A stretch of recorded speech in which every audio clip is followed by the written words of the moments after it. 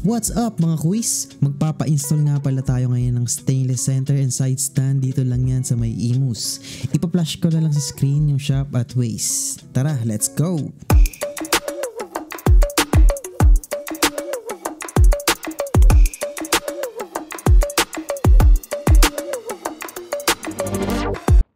Ayun, at andito na pala tayo ngayon guys sa paggawa ng stainless kung saan ako bumili ng side stand tsaka center stand. At ayan, pinapalitan na pala yung bakal na or stock na side stand ko sa NMAX version 2. Ayan, pinapalitan na ng stainless. Kaya naisipan kong papalitan yan kasi kinakain ng kalawang yan pag tagal. Kaya ayun, mas maganda nang naka-stainless ka para mas matibay, di ba? Ayan.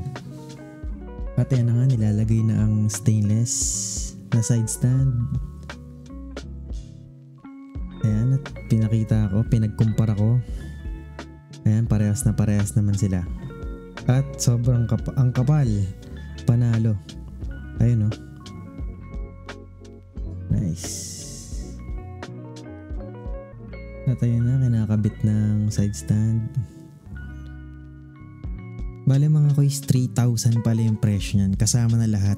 Pati spring, ayun. At 100 pesos sa labor.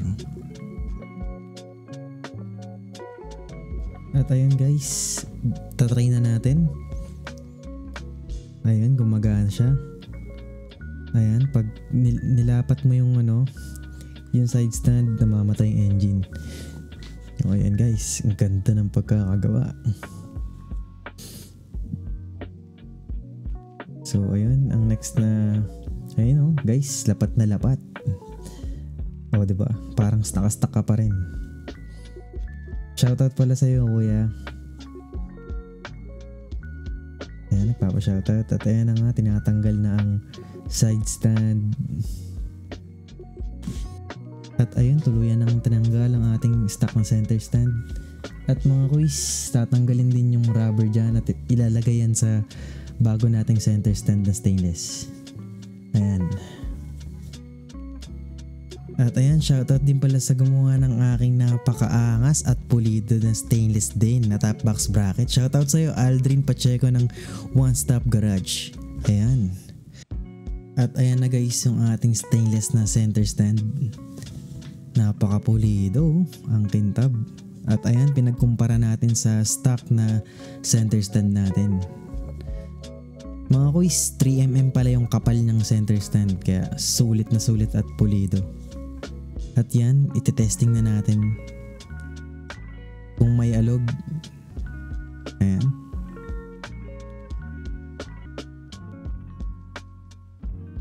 Di ba? Napakaangas. Mas maganda na siyang tignan kumpara sa stock. At mas matibay. Ayan, napakaganda tignan talaga pag stainless. Kasi sure na matibay, di ba? At ayan, maalog pa rin siya kaya papalitan siya ulit.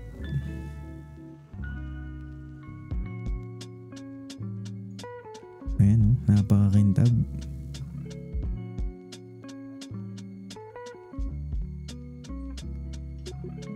Kali ayan, iti-testing din yan kung maalog.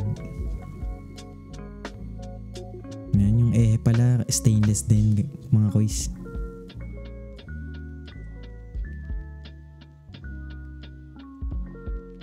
Ayun.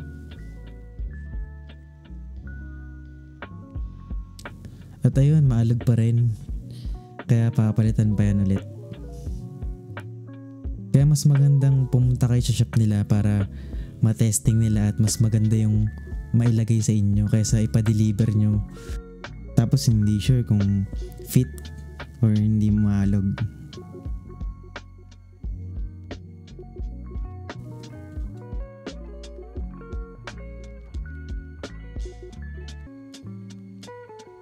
At ayun, waiting tayo, kumukuha pa ulit ng mas maayos na ilalagay sa ating motor.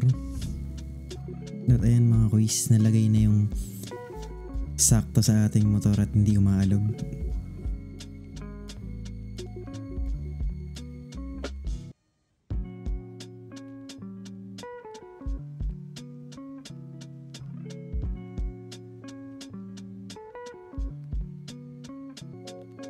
At ayan, ilalagay ng spring. Stainless nga din pala yan mga kois. Dalawa yung spring na nilagay nila para mas maganda yung tension ng spring dun sa center stand. Dalawa daw kasi talaga yung nilalagay nila dyan. Yung stock kasi na spring mas matigas daw yung kasi bakal yan eh. Kaso kinakalawang yan mga kois. At ayan, pinalagay ko yung rubber para mas maganda tignan at mukhang stock. Kasi yung iba pag pinapalagay yung stainless na spring, hindi na nila nilalagay yung rubber dun sa spring.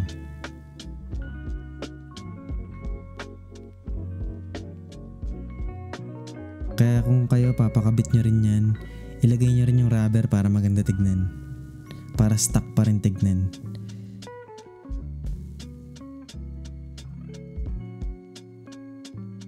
Ayan, natanggal.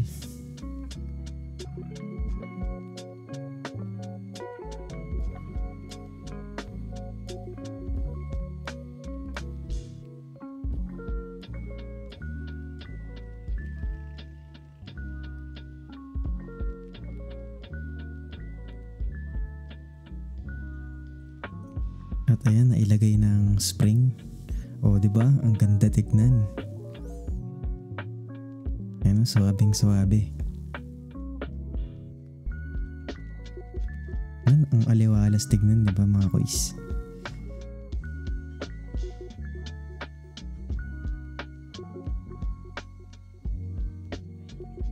At ayan mga kois, hindi clip yung nilagay dyan sa may ehe.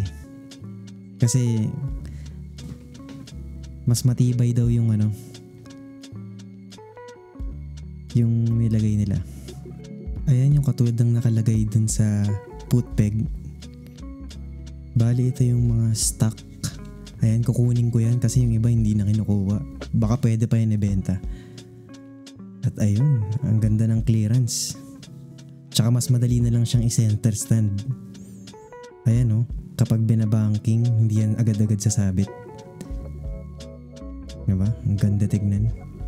Ayan, may clearance pa kahit nakabanking ka na. At ayun lang mga kois, napakaangas na ng ating motor at di na tayo magkakaproblema sa ulan.